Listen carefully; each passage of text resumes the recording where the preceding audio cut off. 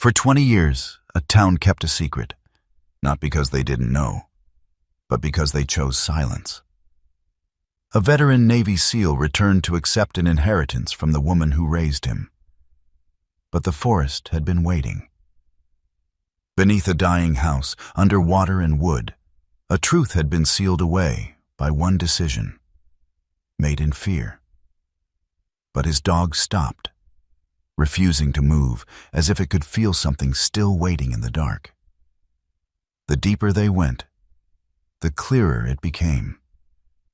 Someone had protected that silence for far too long. And what they uncovered wasn't just the past. It was a mistake that never truly ended. Before we begin, tell me where you're watching from. And if this story speaks to you, like and subscribe to Veteran Dog Stories for more stories that stay with you. The road back into the northern forest did not welcome memory. It swallowed it. Cade Rowan drove the last mile with the engine low and steady, the way he used to move through uncertain terrain overseas, conserving noise, conserving thought. At 43, his body still carried the discipline of a Navy SEAL. Broad shoulders filling the worn driver's seat, forearms corded with quiet strength, movements economical. His face, sharp and angular, held a permanent tension at the jawline, softened only by the faint stubble that shadowed his cheeks. His deep blue-gray eyes did not wander. They measured. Beside him, Atlas did not move. The German shepherd sat upright in the passenger seat, harness strapped across his chest, black and tan coat clean but rugged from years of field work, 5, maybe 6 years old. Prime age.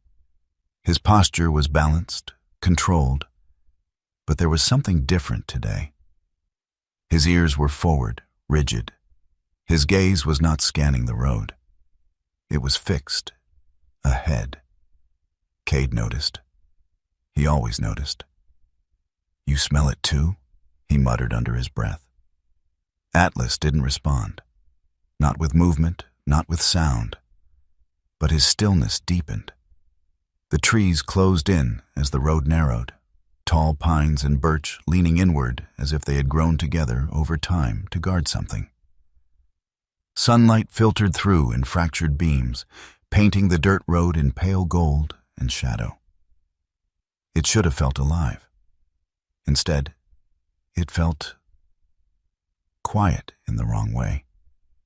Not empty, waiting. Cade pulled to a stop when the path ended. No gate, no sign, just a clearing that didn't quite feel natural. He stepped out first, boots hitting the ground with a dull, grounded thud. The air smelled like damp wood, cold water, and something older, something that had settled and refused to leave. Atlas followed, landing silently, his weight controlled, head low.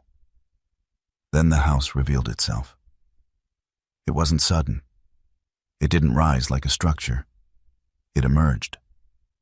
At first it looked like part of the forest, stone and wood consumed by creeping ivy, beams sagging under the weight of time, roots crawling over the foundation like veins gripping bone. The roof dipped unevenly. Sections of wall leaned as if exhaling. And beneath it, water. Not a lake, not a pond. A shallow, still layer of water pooling beneath parts of the structure, spreading outward in dark patches where the ground had sunk. It reflected nothing clearly. Not the sky, not the trees, just distortion. Cade stood still for a moment, reading it. His olive field jacket shifted slightly in the breeze, the fabric worn but dependable, like everything he allowed himself to keep. The red and dark blue plaid shirt beneath was buttoned halfway, sleeves rolled once, practical. His dark cargo pants carried dirt easily. His boots had seen worse terrain, but none of that mattered here, because Atlas hadn't moved. The dog stood a few feet ahead, body locked, not alert, not aggressive, paused, as if listening to something Cade couldn't hear. Atlas? Nothing. Cade stepped closer, eyes narrowing. He followed the dog's line of sight. The water, just water, still, unmoving, and yet something about it made the back of his neck tighten. He had felt this before. Not here, not like this, but close enough. A place that looked quiet, but wasn't. Inside the house, the air shifted. Cooler, damp, thick with the smell of rot and time. Every step creaked under Cade's weight, wood complaining beneath boots that had once crossed desert sand and steel decks. Here, the enemy wasn't visible. It was patience, decay, silence. The interior was wrong, not destroyed, interrupted. A table stood near the center of the main room, one leg uneven, the surface warped. On it, the faint outline of something once placed there. Maybe a cup, maybe a book. Left a ghost stain in the wood. A chair lay on its side nearby, not broken, just left. As if whoever had been here last didn't finish leaving. Cade moved slowly, scanning. Atlas moved differently. The dog didn't follow behind. He drifted, circling, pausing at points that didn't align with sight. Smell. Always smell. He stopped near a wall where the wood looked newer, slightly different grain, slightly less worn. Cade crouched, fingers brushing the surface. The repair was subtle. Clean. Too clean. Someone's been here, he said quietly. Atlas gave the smallest exhale. Agreement. Cade stood again, eyes moving toward a shelf half-collapsed near the far corner. Among the debris, something caught the light, a reflective edge. He stepped over, knelt, and pulled it free. A photograph. Old. Edges curled, surface scratched. 3 figures. A woman he recognized instantly. His adoptive mother. Younger, but unmistakable. Her posture straight, her expression composed, but not warm. She had never been warm in the obvious ways. Her kindness had been measured. Precise. Next to her stood a man Cade didn't know. Tall, lean, late 50s maybe. Hair graying at the temples. His face carried a quiet intensity. Eyes sharp, focused. Not on the camera, but slightly off, as if distracted by thought. A scientist, Cade guessed. Or something close. And between them, a girl. 8, maybe 9 years old.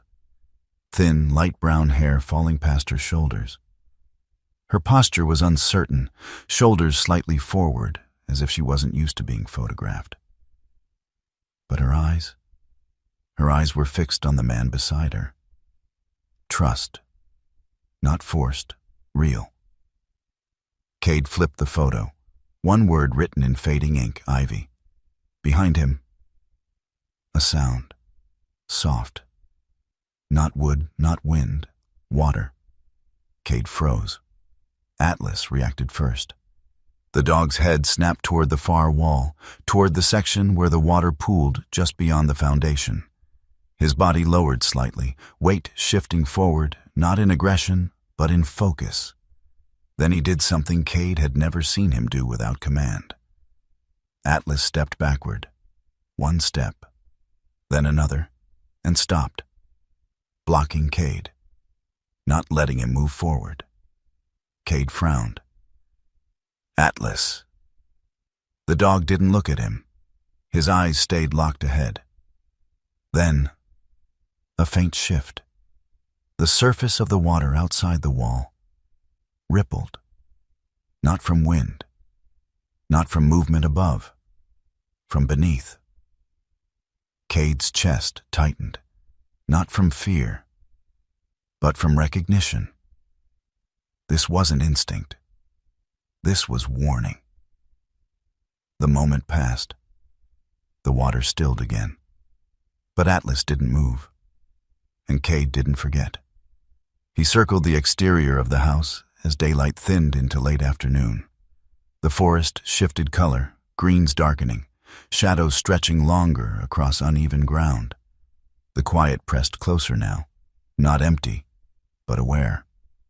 Near the edge of the clearing, he found it. A faint track. Tire marks. Not fresh, but not old enough to belong to the years this place had supposedly been abandoned. Someone had driven out here, recently. Cade crouched, fingers tracing the edge of the impression. The pattern was modern. Deep tread. Not local farm use.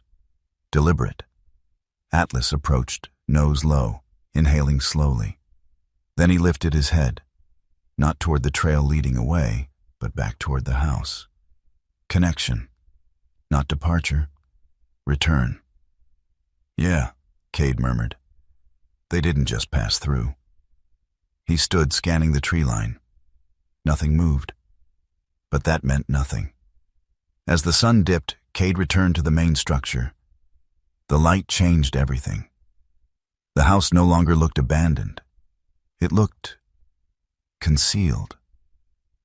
The water beneath it reflected the dimming sky now, but still imperfectly, like a memory that refused to settle into clarity. The ivy along the walls shifted gently in the evening breeze, whispering against wood and stone. Atlas walked ahead this time, slow, measured. He moved along the outer wall, stopping at a section where moss had thickened into a heavy green blanket. The wood there looked older, softer, but something about the alignment felt off. Cade approached. What is it? Atlas didn't paw, didn't bark. He just stood there, waiting. Cade reached out, brushing aside the moss. His fingers pressed into the wood. It gave slightly. Not rot. A seam. He pressed harder. Nothing. Then he leaned closer and heard it. Faint, low, steady, water, flowing. Not outside. Inside, behind the wall. Cade pulled back slowly, his expression shifting, not into fear, not into surprise, but into something colder. Understanding. This place, he whispered. Atlas finally looked at him, eyes steady, certain. Cade exhaled once, slow. This place isn't just falling apart. He stood, gaze fixed on the wall, on the invisible line where wood met something hidden beneath. It's built over something. The forest didn't answer. The house didn't move. But somewhere behind that wall, water kept flowing. Cade did not force the door. That alone said something about him. A younger version of him. One still living by orders, by timelines, by objectives. Would have pried it open the second he found it. But time had carved something quieter into him. Patience. Or maybe caution disguised as patience. He stood in front of the partially exposed entrance beneath the house. The damp wood panels shifted just enough to reveal a narrow gap. Cold air breathed out from the darkness below, carrying a scent that didn't belong to simple decay. Metal, old water, and something else. Something human. Faint, but not gone. Atlas stood several feet behind him. Not tense, not afraid. Still, the dog's posture had changed. His weight leaned backward, muscles held but not engaged. He wasn't preparing to attack.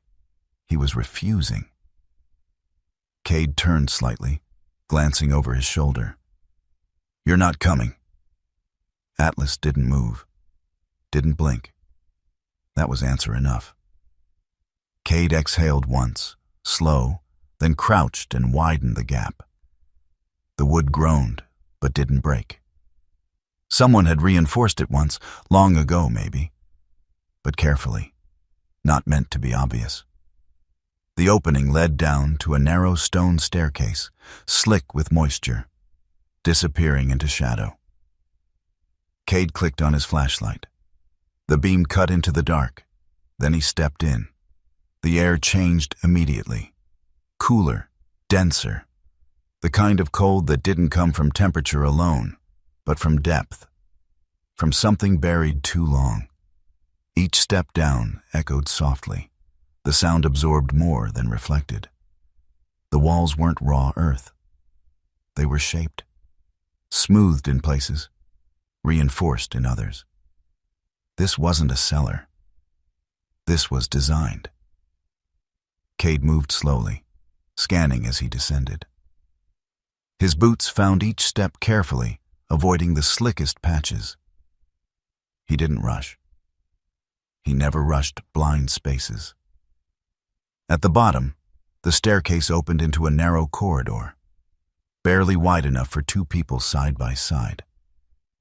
The ceiling hung low, forcing him to dip his head slightly.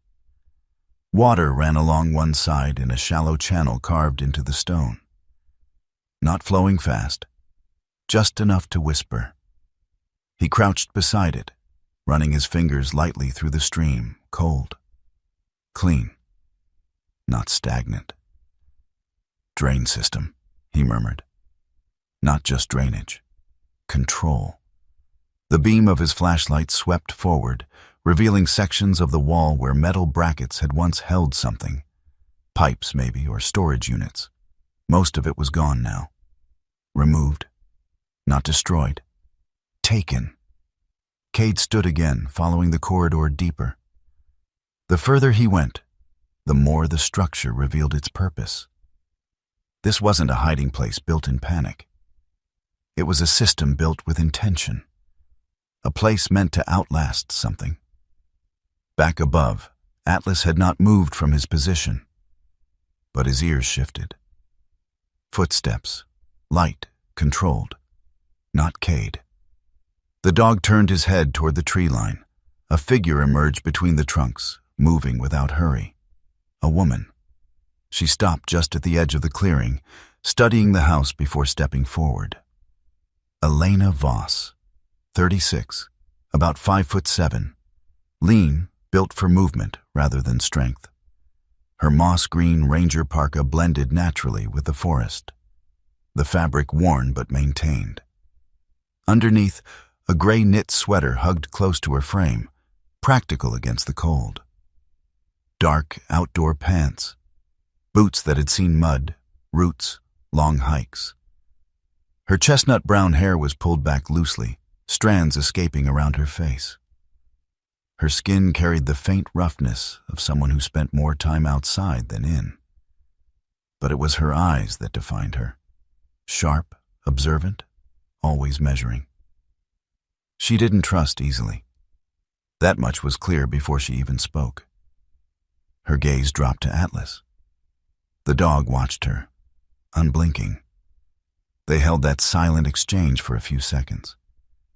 Then Elena spoke, her voice calm but firm. "You're not from here."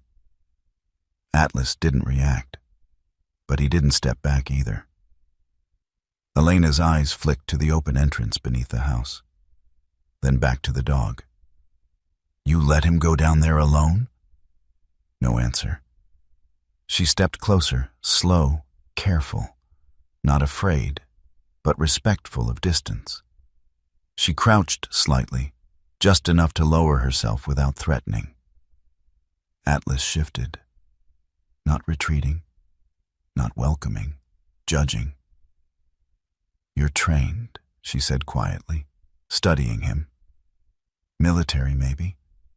Definitely not local." Her eyes lifted again toward the dark opening.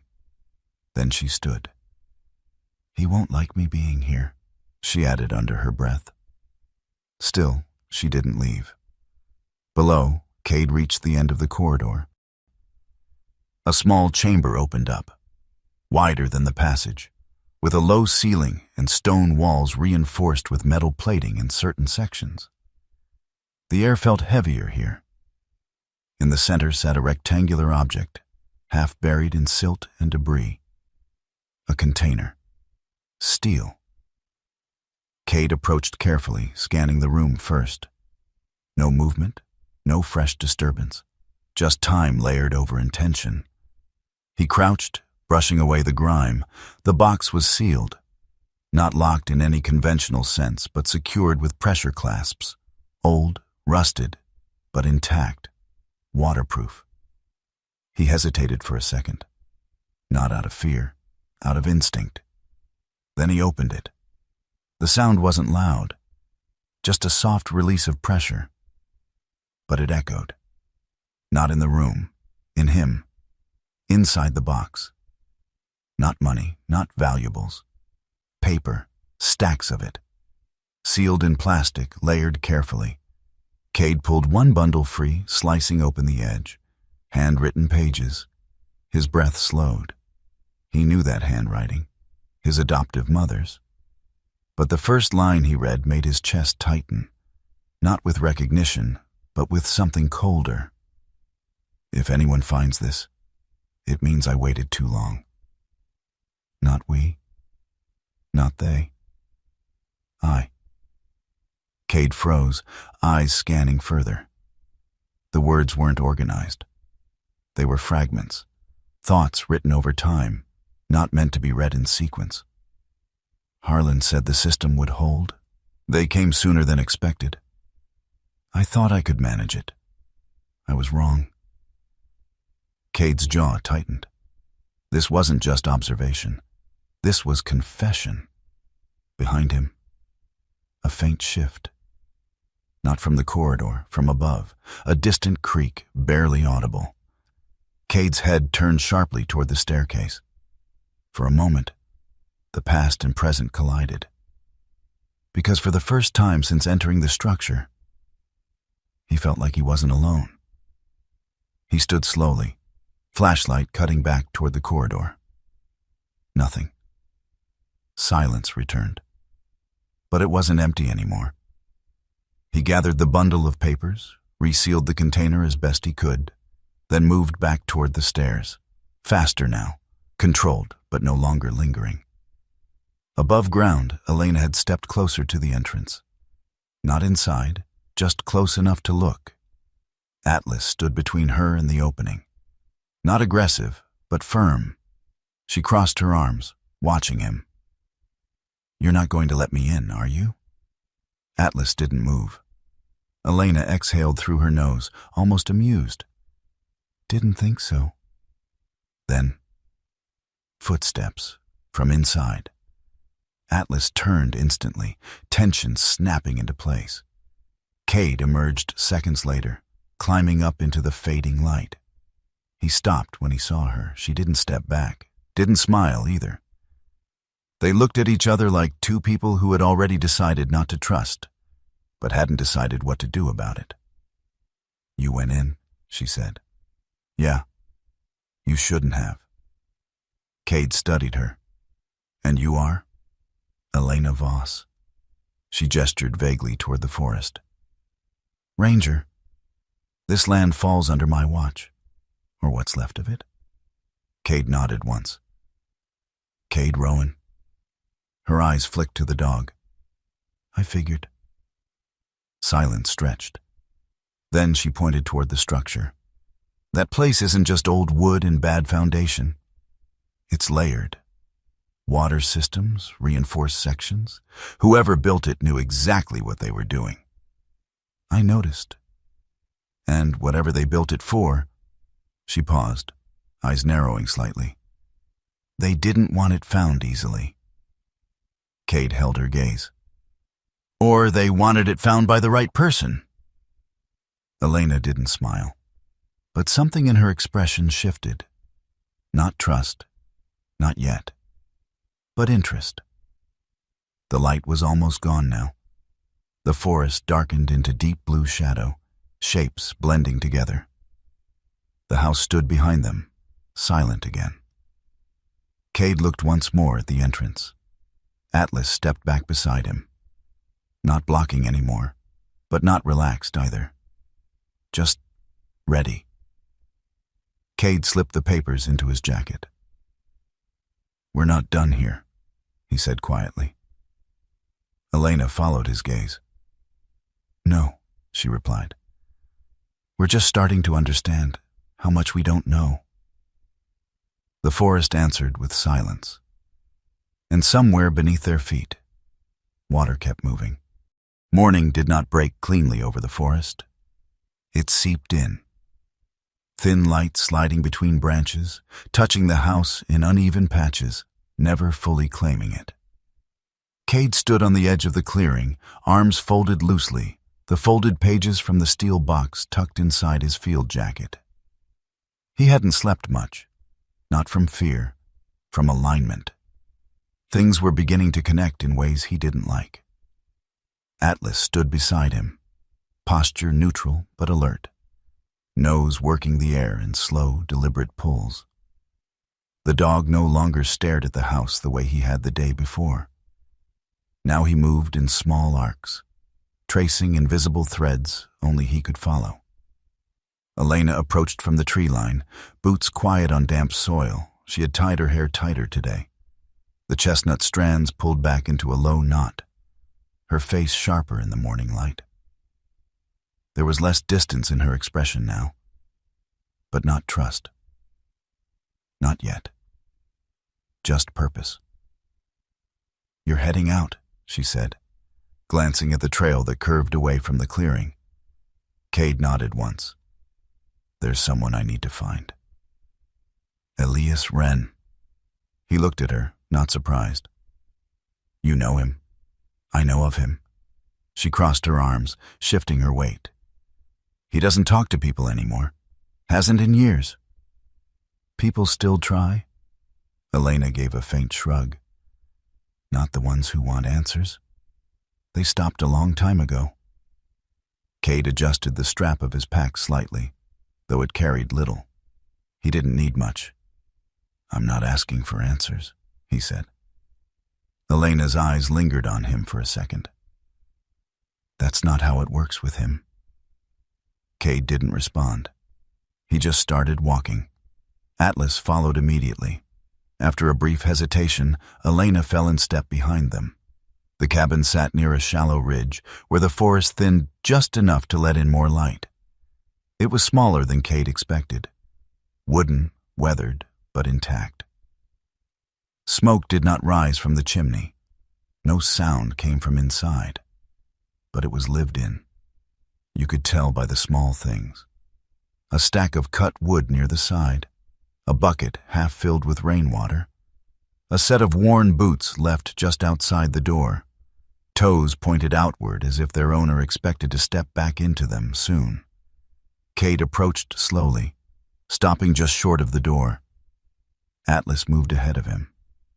The dog didn't bark, didn't scratch. He simply sat, waiting. There was a long pause. Then the door creaked open. Elias Wren stood in the doorway like a man who had forgotten how to be seen. 74, maybe a little older. His frame was thin, shoulders slightly hunched, not from weakness, but from years of bending inward. His hair, once dark, had faded into a brittle white gray, thinning at the crown but still uncut, falling unevenly around his ears. His face was carved with deep lines, creases not just from age, but from restraint, from things not said. His eyes, though, they were clear, sharp in a way that didn't match the rest of him. They moved past Cade, to Atlas. And for the first time since Cade had known him, Atlas lowered his head. Not submission, recognition. Elias exhaled slowly, something shifting behind his eyes. "I wondered if one would come back," he murmured. Cade studied him carefully. "You've seen dogs like him before." Elias nodded faintly. Not like him, but close enough. His voice was rough, not from disuse, but from something heavier, like every word had to pass through something before it could leave. Elena stepped forward slightly. "Elias, this is—" "I know who he is," Elias cut in quietly, his gaze returning to Cade. "You have her eyes, not the color. The way they measure before they trust." Cade didn't react outwardly. Inside, something tightened. "You knew her," he said. Elias stepped back, opening the door wider. "I knew more than I should have." Inside, the cabin was simple. One room divided loosely by function rather than walls. A small table near the center, a chair worn smooth by use, a narrow bed against the far side. Tools hung neatly along one wall, old but maintained.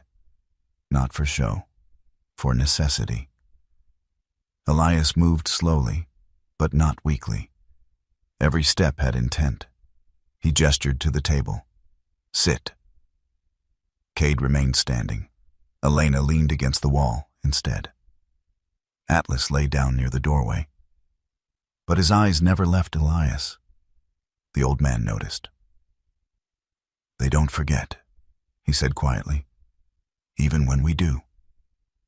Cade reached into his jacket, pulling out a single folded page. He placed it on the table, sliding it forward. Elias didn't touch it. Didn't need to. His eyes moved over the handwriting without reading, like he already knew what it said. "She wrote too much toward the end," he said. "When silence starts breaking, it doesn't stop clean." Cade's jaw tightened slightly. She wasn't just watching, was she? Elias finally looked at him. No. Silence settled in the room, not uncomfortable, just heavy. "She handled the numbers," Elias continued after a moment. "The funding, the transfers, the things no one pays attention to, until they need to." "For the project," Elena added quietly. Elias nodded once. "Harlan's project, yes, but also for the men who wanted it." Cade's eyes narrowed slightly. "They approached him. They pressured him," Elias corrected. "Then they waited. Because men like that don't rush what they can own later." Atlas stood up suddenly. No sound. No warning. He moved past Cade, straight to Elias. The old man didn't flinch. Atlas stopped just inches from him, head tilted slightly, nostrils flaring. Then, slowly, he lowered his head and pressed his nose against Elias's hand. Not searching, not investigating, touching. Elias froze. His fingers twitched, then stilled. For a moment his face broke, just slightly. A crack in something held too long. "They used to do that," he whispered, voice barely there, "when they knew someone was about to leave. Or had already decided." Cade felt it then. Not the words, the weight behind them. Atlas stepped back, but the silence he left behind stayed. Elias moved away from the table, pacing once across the small room before stopping near the window. He didn't look outside. He looked at his reflection. "Harlan wasn't building something to sell," he said. "He was building something to outlast." Cade listened. Elena's right about the system. The water channels, the soil layers. He designed it to clean itself. Not just the land, the runoff from everything around it. Industry, waste, things that don't belong in water. Elena stepped forward slightly. "A self-sustaining filtration ecosystem." Elias nodded. "One that couldn't be owned the way they wanted." "So they took him out," Cade said flatly. Elias shook his head once. "No, they tried to take the work first. He wouldn't give it. That's when things..." He paused. "Shifted." Cade leaned forward slightly. "What happened the night he disappeared?" Elias didn't answer immediately. Instead, he looked at Atlas again, then at Cade. "You think the worst thing that happened that night was that a man vanished?" he said quietly. Cade didn't respond. Elias's voice dropped lower. "It wasn't." The room felt smaller. "She was there," Elias continued. "The girl, Ivy. She wasn't supposed to be. But Harlan, he couldn't leave her alone that night. Not with what was coming. Cade's fingers tightened slightly against the edge of the table. They came earlier than expected, Elias said. Men who don't like delays. Men who think time belongs to them. And your role? Cade asked. Elias met his gaze. I stayed. Not defense, not explanation, just truth. I thought I could control the situation, he went on. Keep things from breaking. But control is a lie we tell ourselves when we're afraid to act. Elena's expression hardened slightly. And Cade's mother? She asked. Elias closed his eyes for a brief second. She made a choice. Cade didn't breathe. She tried to protect the work, Elias said. Tried to delay them. Tried to buy time. And? Elias opened his eyes. She closed a door. The words landed without force. But they didn't need it. She thought she was keeping them out, he added quietly. She didn't realize who she was keeping in. Silence followed. Heavy, unavoidable. Cade stood slowly. Not in anger, not yet. But something inside him shifted. She knew, he said. Not a question. Elias didn't deny it. She knew enough to regret it, he said. Not enough to fix it. Atlas moved closer to Cade, brushing lightly against his leg, grounding, present. Cade looked down at him for a second, then back at Elias. And the girl? Elias's gaze flickered, just for a moment, then steadied. She didn't disappear the way people think, he said. That was all. But it was enough, because for the first time, this wasn't a story about something that ended. It was a story about something left unfinished. Outside, the forest seemed brighter, or maybe Cade just saw it differently now. He stepped away from the cabin, Elena beside him, Atlas moving slightly ahead. No one spoke for a while. Finally, Elena broke the silence. You believe him? Cade didn't answer immediately. He watched Atlas move, the dog pausing at certain points along the path, adjusting direction slightly each time. Not random. Never random. I believe, Cade said slowly, that whatever happened isn't done yet. Elena nodded once. That was enough. Behind them, Elias stood in the doorway, watching.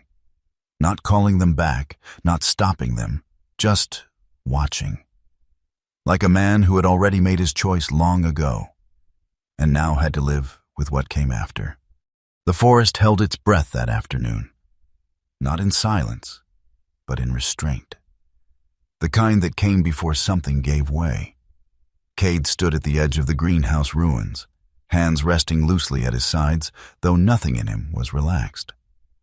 The structure leaned inward like a broken rib cage, its glass panels shattered or clouded by years of moisture and moss. Vines had crept through the frame, weaving themselves into the skeleton of the building as if trying to stitch it back together. But beneath the decay, the design was still visible. Intentional. Precise. Elena moved ahead of him, stepping carefully over warped planks and rusted metal supports. Her movements were efficient, controlled. Someone used to reading unstable terrain. Her boots barely made a sound as she shifted her weight across a tilted beam. This wasn't just a greenhouse, she said, her voice low, almost thoughtful.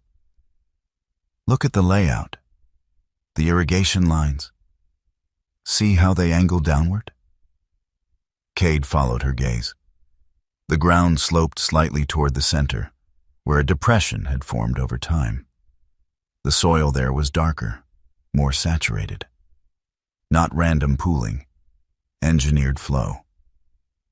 He was moving water through this, Elena continued, filtering it, probably through layered plant beds, natural purification. Cade didn't answer immediately. His eyes moved past the visible to what wasn't. Atlas circled slowly along the outer edge of the structure, nose low, tracing the boundaries like a map only he could read. His movements weren't frantic. They were deliberate, controlled. Then he stopped, near what looked like nothing more than a collapsed section of floor. Cade stepped closer. "What is it?" Atlas didn't look at him. He lowered his head and inhaled once, deep. Then he shifted slightly to the side, making space. Cade crouched, brushing away debris, rotted wood, damp leaves, a layer of soil that had settled over time. Beneath it, something solid resisted his touch. Stone. Flat. Too flat.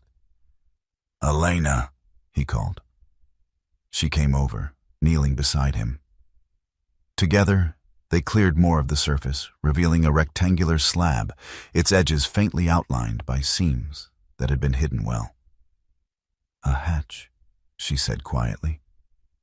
"Or something like it." They worked in silence after that. It took effort. The slab had weight, and time had sealed it in place. But eventually, it shifted. Just enough. Cold air rushed up from below. Not stale, not dead. Moving. Cade glanced at Atlas. The dog stood still, watching. Not stepping forward, not stepping back. Waiting. Cade pried the slab open. Darkness answered. The descent this time was steeper. A ladder, not stairs, bolted into reinforced stone. The metal was corroded but intact, built to endure. Cade tested each rung before trusting his weight to it. Elena followed without hesitation.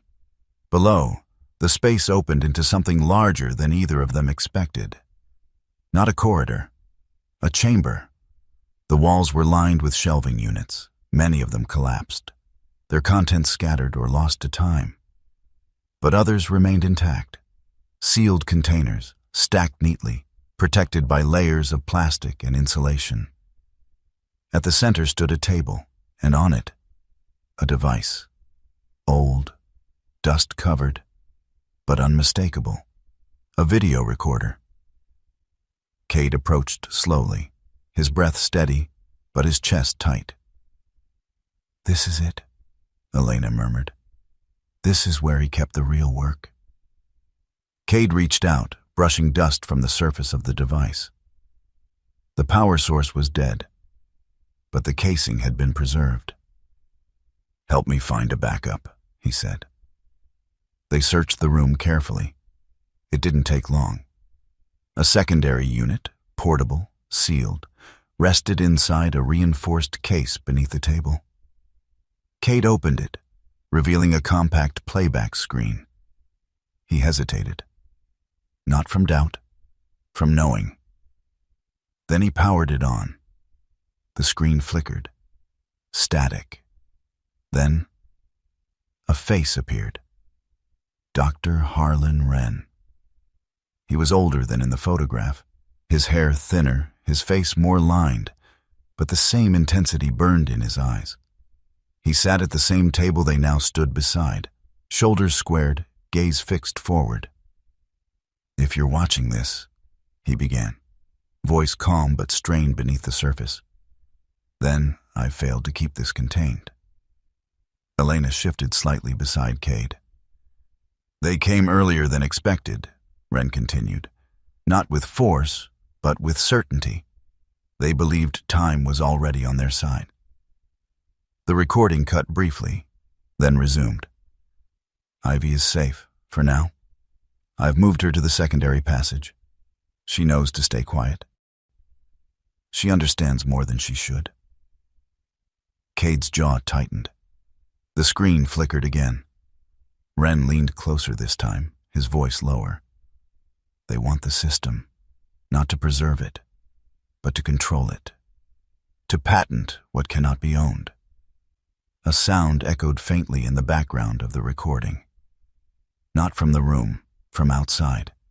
Rain, heavy, relentless. The video glitched. The image distorted for a split second. Then shifted. A different angle. A second recording. Not Wren. A woman. Cade froze. His adoptive mother. Younger but unmistakable. Her posture rigid, her expression tighter than he had ever seen it. She stood in the same room, near the same table. But something in her eyes was different. Not calm, pressed. "I don't have time," she said, voice sharper than he remembered. "They're already inside the perimeter. Harlan thinks he can reason with them. He's wrong." The camera trembled slightly. She turned, looking off screen. "I'm sealing the lower access," she continued. "It's the only way to delay them." Her hand reached toward something out of frame. She paused, just for a second. A hesitation so small it almost didn't exist. Then, "I'll open it again once they're gone." The recording cut. Cade didn't move, didn't breathe, because in that moment, he understood. Not just what she had done, but when. The main recording resumed. Chaos now. The sound of something breaking above, water rushing, voices, muffled, urgent, overlapping. Wren's face appeared again, closer to the camera. "They're forcing entry," he said quickly. "I don't have time." The screen shook violently. Then, darkness. The room fell silent. Not empty, heavy. Elena exhaled slowly, her voice barely above a whisper. She thought she was protecting him. Cade didn't answer. He stared at the blank screen, his reflection faint in the dark glass. "She closed the only exit," Elena continued. "The lower passage. If he was still down here." "He was trapped," Cade finished. The words didn't sound like his. They sounded distant. Atlas moved closer, not fast, not urgent. He sat beside Cade, close enough that their shoulders nearly touched. No sound, no gesture, just presence. Cade's hand tightened slightly against his knee. Not shaking, but not still either. "She knew," he said quietly. Elena didn't argue. "She knew enough to make the choice," she said. "Not enough to understand the cost." Cade closed his eyes briefly. A memory flickered. His adoptive mother at the kitchen table, counting bills, organizing papers, her movements precise. Controlled. Always controlled. Now he saw it differently. Not control. Containment. A sudden sound snapped them both back. Above, a crack, sharp, followed by another. Elena looked up instantly. "That's not structural decay." Cade was already moving. "Someone's here." Atlas stood in one motion, body tightening, ears forward. They moved toward the ladder, fast, controlled. Cade climbed first, pulling himself up through the opening into the greenhouse remains. The light had shifted. Darker, but not from the sun. Smoke. Thin at first, but growing. "Elena!" he called down. "Move!" She climbed quickly, emerging just as the smell intensified. Burning, not natural, not accidental. Flames licked along one side of the structure, feeding on the driest remains of wood and creeping vines. It wasn't a wildfire. It was placed, directed. Cade scanned the perimeter. No one visible. But the fire. It had started at multiple points. Elena grabbed his arm. "We have to get out. This whole structure could collapse." Cade hesitated. Just for a second. Then he turned back toward the opening. The recorder. "No time. I'm not leaving it." Atlas barked once. Sharp. Cade looked at him. The dog wasn't facing the fire. He was looking toward the far edge of the clearing. Alert. Focused. Someone was still out there, watching. Cade made the call. Go! He grabbed the backup unit, shoving it into his jacket, then followed Elena and Atlas out of the structure as the flames surged higher behind them. Wood cracked. Glass shattered. The greenhouse groaned like something alive being torn apart. They didn't stop running until they reached the tree line. Only then did Cade turn back. The fire consumed the structure now, smoke rising into the sky in dark spirals. Not random, not wild, deliberate. Someone had tried to erase it, erase everything. Cade's expression hardened. Not anger, not yet. Something colder, more precise. They know, Elena said quietly. Cade nodded once. They always did. Atlas stood at his side, gaze still fixed on the burning structure. But Cade knew. The fire wasn't what held the dog's attention. It was what had just slipped away into the trees. Unseen, unfinished. The fire had burned itself into silence by morning. Smoke still clung to the trees in thin gray ribbons, rising lazily into a sky that looked too clean for what had happened beneath it. The greenhouse was no longer a structure, just a blackened skeleton, warped beams leaning inward. Glass melted into jagged shapes that caught the light like broken mirrors. Cade stood at the edge of it, unmoving. His olive jacket carried the faint scent of smoke now. It would stay there. He didn't bother brushing it off. Atlas moved carefully through the perimeter, nose low, stepping around charred wood and brittle ash. The dog's coat remained clean, but his movements had sharpened. Less exploratory now, more deliberate. Every step measured. Elena approached from behind, her boots crunching softly over gravel and debris. "You didn't sleep," she said. It wasn't a question. Cade didn't turn. "Did you?" She exhaled faintly. "No." Silence followed. Not uncomfortable. Just heavy with things neither of them had said yet. Cade finally stepped forward, crouching near the outer edge of the burned structure. He brushed aside a layer of ash, revealing darker soil beneath. "Accelerant," he muttered. Elena knelt beside him. "You're sure?" He nodded once. Pattern's wrong for natural spread. It climbed too fast, too clean. She glanced toward the tree line. So whoever came back didn't just watch. They acted. Atlas stopped suddenly, not far from where they stood. His head lifted, ears forward, body angled toward a section of ground just beyond the burned area. He didn't bark, didn't move closer. He froze. Cade noticed immediately. He stood, stepping toward the dog. "What is it?" Atlas didn't respond. But he didn't step forward either. He just held position. Cade frowned slightly.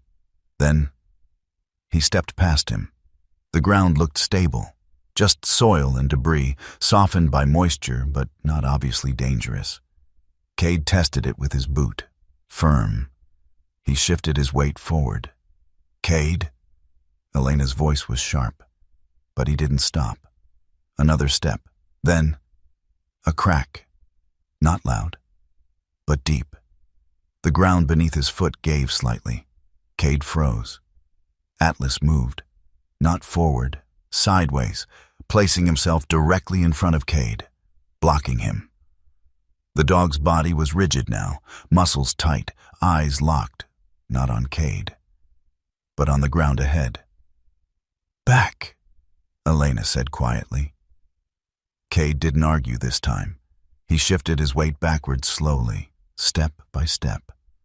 The moment his foot left the unstable section, the ground collapsed. Wood snapped beneath the surface, hidden beams breaking under their own rot. The earth sank inward, revealing a hollow space below, dark, jagged, unstable. Elena let out a breath she hadn't realized she was holding. That would have taken you down. Cade stared at the opening, then at Atlas. The dog stood still again. Not proud, not relieved, just certain. Cade exhaled slowly. Yeah, he said under his breath. This time it wasn't directed at the dog. It was directed at himself. They circled the collapse carefully, finding a safer approach. The exposed cavity revealed more than just structural decay.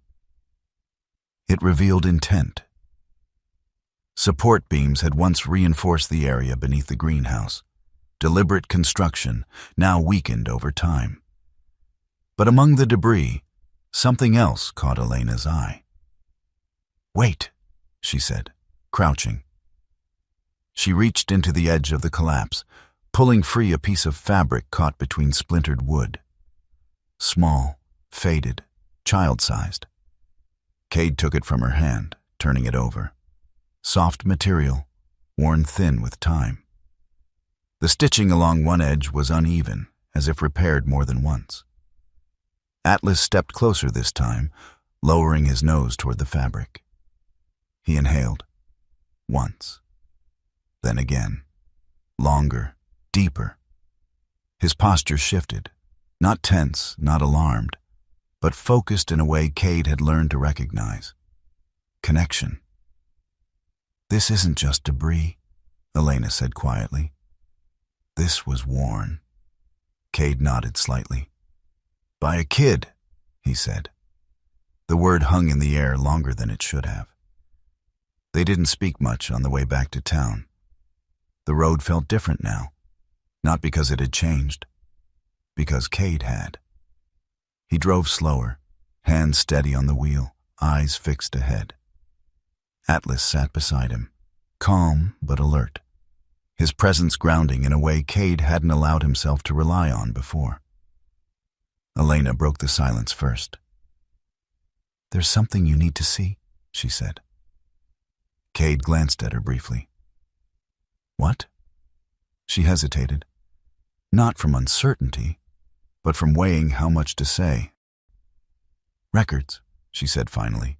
"County archives, missing persons, unidentified minors, cases that don't line up clean." Cade's grip on the wheel tightened slightly. "You think she's in there?" "I think if she wasn't officially recorded," Elena replied, "then she exists somewhere between files." The building wasn't what Cade expected. No grand courthouse, no modern office. Just a modest, aging structure at the edge of town. Its white paint faded, its windows slightly fogged from years of temperature shifts. Inside, the air smelled like paper. Old paper. Dust. Time. Behind a long wooden desk sat a woman who looked like she had been part of that building longer than the furniture itself. Nora Bell. 44, maybe 45. Medium height, slender frame, posture slightly curved from years spent leaning over files. Her hair, a soft brown with hints of gray, was pulled into a loose bun at the back of her head. Strands escaped around her face, framing features that were neither soft nor hard. Just observant. Her eyes were the kind that noticed patterns others ignored. She looked up as they entered. "You're not from around here," she said, her voice calm, not unfriendly, but not welcoming either. Cade stepped forward, looking for records. Nora studied him for a moment, her gaze lingering just long enough to read more than his words. "Everyone who comes in here is looking for something," she said. "Few of them find what they think they're going to." Elena stepped beside him. "We need access to historical intake records, around 20 years back." Nora's expression shifted slightly. Not resistance, interest. "That far back," she said slowly, "things get less organized." "Or more intentionally misplaced," Elena replied. A faint smile touched Nora's lips. "You've been here before." "Enough." Nora stood, moving around the desk with quiet efficiency. "Come on, then." The archive room was colder than the rest of the building, not by temperature alone. Rows of shelves stretched into dim corners, filled with boxes, folders, files that had been handled, forgotten, handled again. Nora moved through them without hesitation, her fingers brushing labels without needing to read them fully. "This is where things end up when no one wants to decide what they are," she said. She stopped at a lower shelf, pulling out a thin box. "Unidentified minors," she added. Cade stepped closer. Nora opened the box. Inside, files. Dozens of them, some thin, some thicker, all incomplete. She handed one to Cade. No name, just a date, a description, female, approximately 8 years old. Found near roadside, disoriented. No identification. Cade's chest tightened slightly. Elena leaned in. "That matches." Nora nodded. "It's not the only one." She pulled another file, and another. Then, she paused, her fingers resting on a folder slightly more worn than the others. "This one," she said slowly. Cade watched her. Nora opened it. Inside, clipped to the front, a photograph. Faded, but clear enough. A girl, light brown hair, eyes fixed on something just outside the frame. Cade didn't need to turn it over. He already knew the name. Nora looked at him carefully. "You recognize her?" It wasn't a question. Cade nodded once. "She was processed under temporary designation," Nora continued. "No official identity, no follow-up after initial placement." "Placement?" Elena asked. Nora closed the file halfway. "Emergency transfer. Out of county. Happens when paperwork doesn't line up fast enough." Cade's voice was steady. "Where did she go?" Nora hesitated. Not because she didn't know, because she understood what it meant. "I can't access that without..." "Try," Elena said quietly. Nora held her gaze, then sighed, turning back toward the deeper shelves. "I'll see what's still there." Cade stood still, the file in his hand. Atlas moved closer, sitting beside him, not looking at the file, looking at Cade, as if waiting, not for an answer, for a decision. Cade exhaled slowly. Not everything could be controlled. Not every step could be predicted. But some things could be trusted. He looked down at the dog, then back at the file. "All right," he said quietly. Not to Elena, not to Nora, to himself. "This time, we do it your way." Atlas didn't move. But something in his posture shifted, just slightly, like a weight had been acknowledged. The forest did not change, but Cade did. By the time they left the records building, the light had shifted toward late afternoon, stretching shadows across the town like something reaching. Cade walked ahead without speaking, the thin file containing Ivy's record tucked inside his jacket, close to his chest. Atlas stayed close this time. Not circling, not testing, just beside him. Elena kept pace a step behind, watching both man and dog with a quieter kind of attention now. Less guarded, more aware. "You know where to go," she said after a while. Cade didn't answer immediately. He looked down at Atlas. The dog didn't look back. He was already moving, slightly ahead, nose low, following something invisible. "I don't," Cade said finally. "He does?" They reached the house just as the last light brushed the treetops. The burned greenhouse had cooled into silence, blackened beams standing like ribs against the fading sky. The air still carried the faint scent of smoke. But something else had begun to surface beneath it again. Damp earth, Cold water. The forest reclaiming what had been disturbed. Cade didn't stop. He moved past the ruins, toward the collapsed section they had uncovered earlier. The ground there had settled slightly, but the opening remained. Dark, jagged, leading down into something unfinished. Elena hesitated only briefly before following. Atlas reached the edge first. He didn't jump. He didn't hesitate. He descended, carefully, sure-footed, as if he had always known this way. Cade followed. The air below was colder than before, not just cool, dense, pressed. The space they entered was different from the previous chamber, narrower, more confined. The walls here weren't reinforced with metal or shelving. They were raw stone, rough, natural. "This wasn't part of the main structure," Elena whispered, her voice echoing faintly. "This is older." Cade nodded slightly. "Secondary passage," he said. "Built fast. Meant to move, not stay." Atlas moved ahead, his pace steady. He didn't pause now, didn't circle. He followed a single direction, his body aligned with something deeper than scent alone. Cade noticed, but he didn't question it. Not anymore. The passage sloped downward, then curved. Water ran along one side again, but faster here, cutting through the stone with a quiet persistence. The sound filled the space, not loud, but constant. A reminder.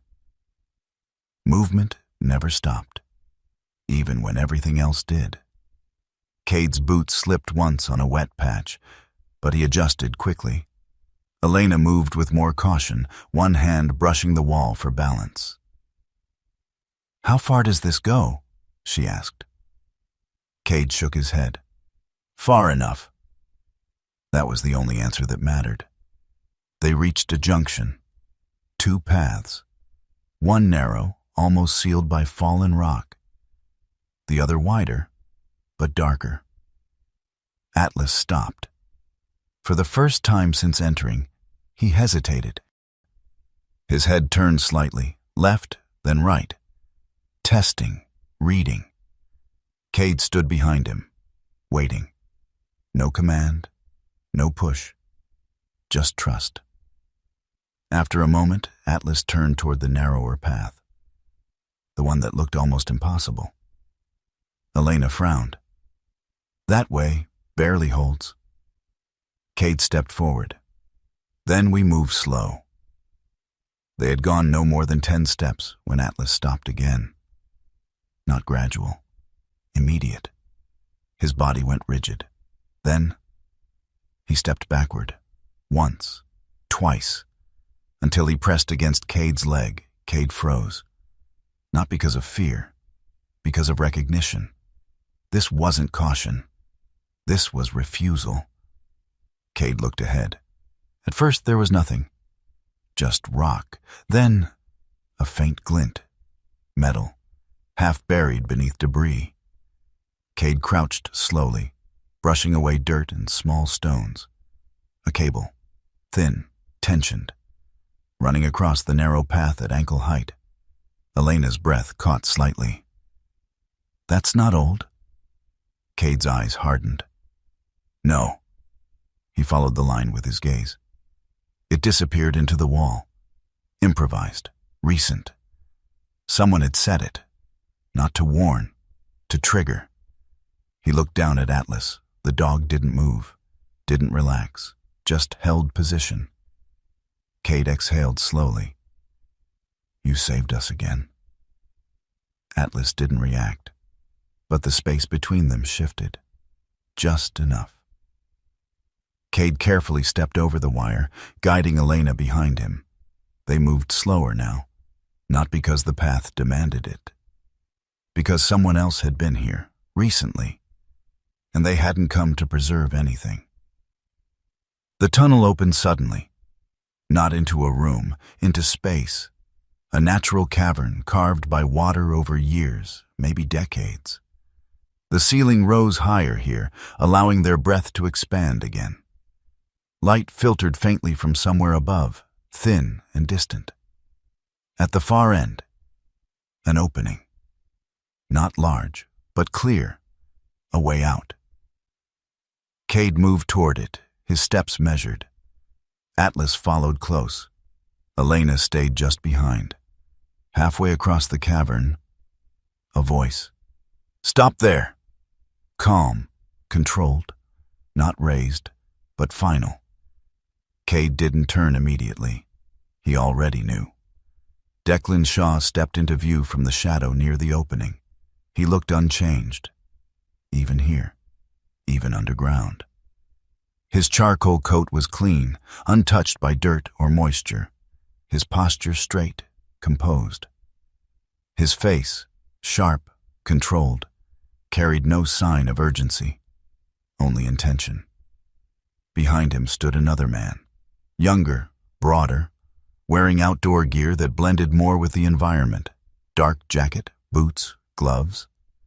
His face was partially shadowed, but his stance was clear. Security. Cade turned slowly. "Figured you'd come down here yourself eventually," Declan said, his tone almost conversational. "You always seemed like the type who needed to see things personally." Cade didn't respond. Elena stepped slightly to the side, eyes scanning the space. "End of the line," Declan continued. "You found what there is to find. No need to make it more complicated." Cade's gaze didn't waver. "You burned the greenhouse." Declan's expression didn't change. "Some things don't need to remain. Truth does." A faint smile touched Declan's lips. "That depends on who benefits from it." The space tightened. Not physically, mentally. Cade stepped forward. Just one step. The guard shifted slightly. Not aggressive, ready. Atlas moved. Not forward, sideways, positioning. Cade felt it. Adjusted. No words, no signals. Just instinct aligning. The confrontation didn't explode. It shifted. Cade moved first, not with speed, but with precision. One step angled, forcing the guard to adjust his stance. Atlas reacted instantly, cutting low across the man's path, forcing a misstep. The guard stumbled, not falling, but losing balance. That was enough. Cade closed the distance, disarming him in a single motion. No excess movement, no wasted energy. The man hit the ground hard, breath knocked from him. Declan didn't move, didn't react. He simply watched. "Efficient," he said quietly. Cade turned toward him. "You could have walked away," Declan added. "You still can." Cade's voice was calm. "No." Declan tilted his head slightly. "Because of him?" he asked, glancing briefly at Atlas. "Or because of what you think this means?" Cade didn't answer. Declan stepped back once, hands lowering slightly, not in surrender, but in acknowledgement. "You think you're restoring something," he said. "Fixing a mistake?" His eyes met Cade's. "You're not." The words hung in the air, cold, certain. "I'm preserving what works," Declan continued. "Control, structure, ownership. Things your Dr. Wren refused to understand." Cade stepped closer. "And that's why you failed." Declan smiled faintly. "No," he said. "That's why I'm still here." A sound echoed from the tunnel behind them. Footsteps, heavy, deliberate. Owen Pike appeared at the entrance, his silhouette filling the space behind them. 57. Broad, worn, carrying the weight of years not in his posture, but in his eyes. His sheriff's jacket hung open, his badge catching the faint light. He didn't rush, didn't shout. He just walked forward, stopping a few steps inside. His gaze moved from Cade to Declan and stayed there. "Should have known it'd be you," Owen said quietly. Declan didn't seem surprised. "You always knew," he replied. Owen's jaw tightened slightly. "Yeah," he said. "I did." Silence followed, heavy, final. Owen stepped forward, one step, then another. Not this time. Declan didn't resist, not physically. As Owen moved to restrain him, he simply watched Cade. No anger, no fear, just conviction. "You don't understand what you've started," he said quietly. Cade met his gaze. "I don't need to." Declan's expression didn't change. "That's the problem." Atlas stood beside Cade, still, focused, not on Declan, not on Owen, but on the opening beyond, the way out, the path forward. The town did not celebrate the truth. It fractured under it. News spread quickly, but not cleanly. It moved through conversations, half spoken and half avoided, carried in lowered voices and glances that lingered too long. The arrest of Declan Shaw didn't bring relief. It brought exposure. People remembered things they had chosen to forget, or worse, things they had never questioned. Cade stood outside the small courthouse the morning it became official. His posture was steady, shoulders squared beneath the olive field jacket that had followed him through every step of this journey. His face remained unreadable, but his eyes, they had changed. Not softer, clearer. Atlas sat beside him, body relaxed but alert, his deep gaze scanning the edges of the crowd rather than the center. He wasn't interested in the people speaking. He was watching the spaces between them. Elena stood a few feet away, speaking quietly with Owen Pike. The sheriff looked older than he had even days ago. Not physically, his broad frame still held its ground, but in the way his shoulders carried something heavier now. Responsibility. "I've turned everything over," Owen was saying, his voice low, measured.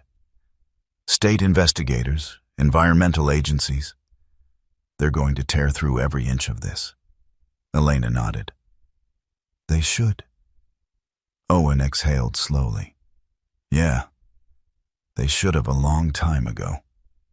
His eyes drifted briefly toward Cade. "I don't expect thanks," he added. Elena shook her head slightly. "That's not why you did it." "No," Owen said. "It isn't." The project was frozen within 48 hours. Legal notices went up, boundaries were drawn. The land that had once been ignored was now under scrutiny, every inch of it mapped, studied, documented. Dr. Wren's work, what remained of it, was no longer hidden. It was contested. That was the part no one talked about openly. Because even with the truth revealed, there were still those who believed it should have been handled differently. Controlled, contained, sold. Cade didn't involve himself in those conversations. He had done what he came to do. Or at least, what he thought he had. It was Elena who found the final thread. 3 days after the arrest, she stood at the edge of the old records building, a folder in her hand, her expression more focused than Cade had seen before. "I found the transfer," she said as he approached. Cade stopped a few feet away. "Where?" "Out of state," she replied. "Emergency placement. No name attached, just an intake code and a receiving institution." "Which one?" Elena hesitated, then handed him the file. "Private care facility. Closed down 12 years ago." Cade read the line once, then again. "Any records after that?" "Minimal," she said, "but enough." He looked up. "She didn't disappear," Elena added. "She was reassigned. New identity." Cade's chest tightened slightly. "And now?" Elena met his gaze. "She's still out there." Her name wasn't Ivy anymore. It hadn't been for a long time. She lived 2 states over, in a small town that didn't make the news for anything important. The kind of place where people came when they wanted quiet, not attention. Cade didn't expect recognition. He didn't expect memory. What he wasn't prepared for was the feeling. They saw her before she saw them. She stood near the edge of a narrow road, a small wooden fence behind her, fields stretching beyond in muted greens and golds. The wind moved through her hair, light brown, longer now, falling past her shoulders in uneven waves. She wasn't fragile, but there was something in the way she stood, slightly turned inward, like someone who had learned to take up less space without realizing it. 26, maybe 28, hard to tell. Time had shaped her differently. Her face carried no clear memory of the past. But her eyes held distance. Not emptiness, just something missing. Atlas stopped walking, not abruptly, gradually, as if something inside him had aligned. Cade felt it, didn't question it, didn't rush it. They approached slowly. She turned when she heard them, and for a moment, nothing happened. No recognition, no reaction, just a polite, guarded look. "Can I help you?" she asked. Her voice was soft, steady.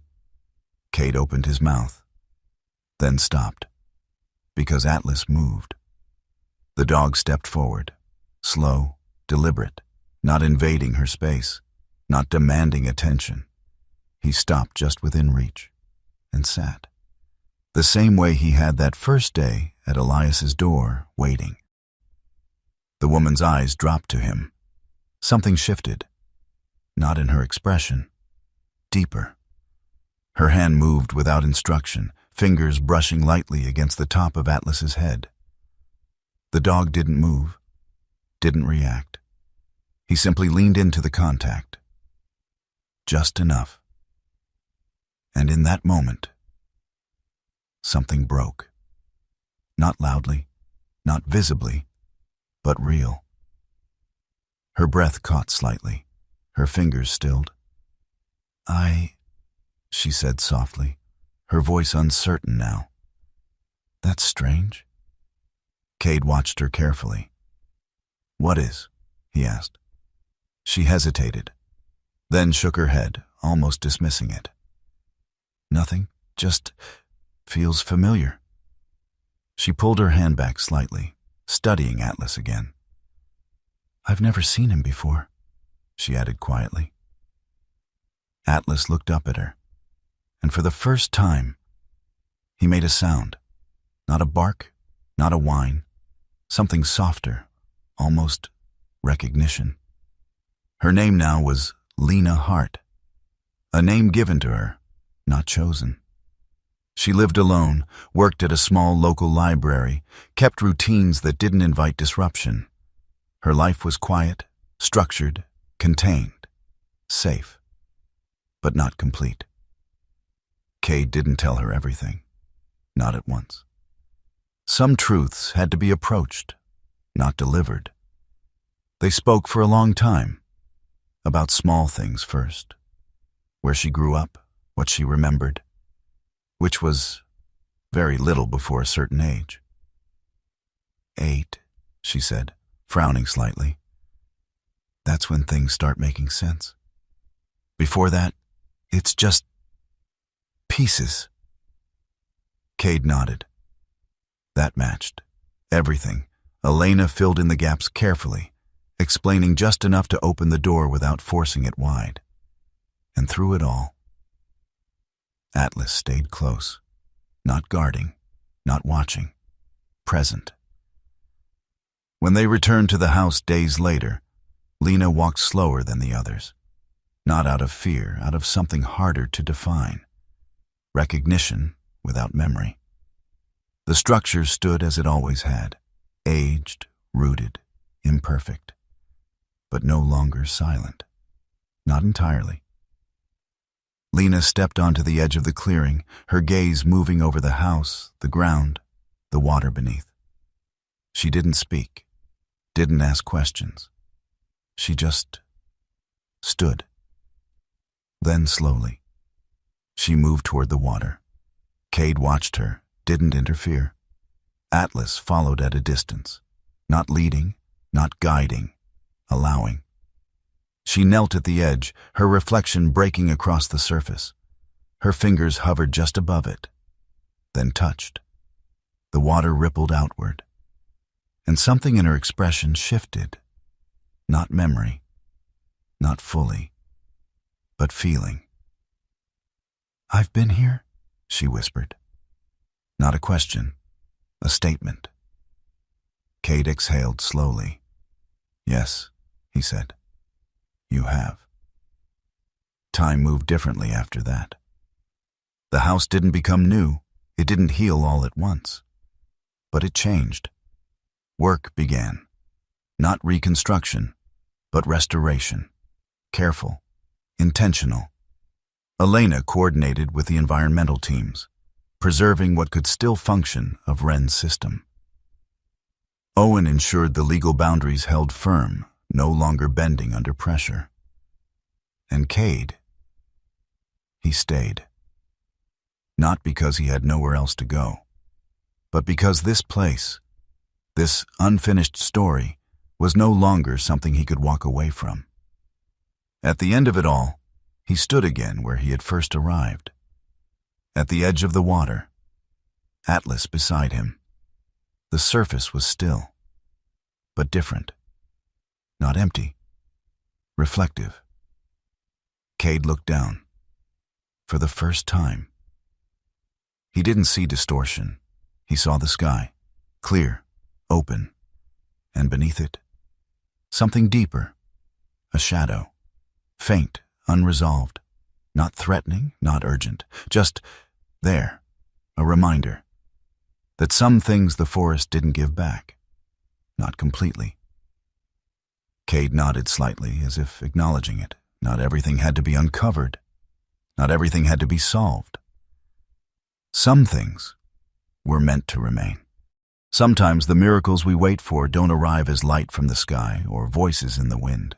They come quietly, through a loyal companion who refuses to leave, through a second chance we didn't believe we deserved, through a truth that finally finds its way back to the surface after years of silence. In this story, nothing was truly lost. It was simply waiting for the right moment, the right heart, and the courage to face it. And maybe that's how God works in our lives too. Not by removing every darkness, but by placing just enough light in front of us to take the next step, and trusting that we will follow it. Cade didn't save the past. He didn't undo every mistake. But he chose to stand, to listen, and to do what was right when it mattered most. And sometimes, that is the miracle. When a person decides not to turn away anymore. If you've ever felt like something in your life was broken beyond repair, or that a piece of your story was lost forever, maybe it's not gone.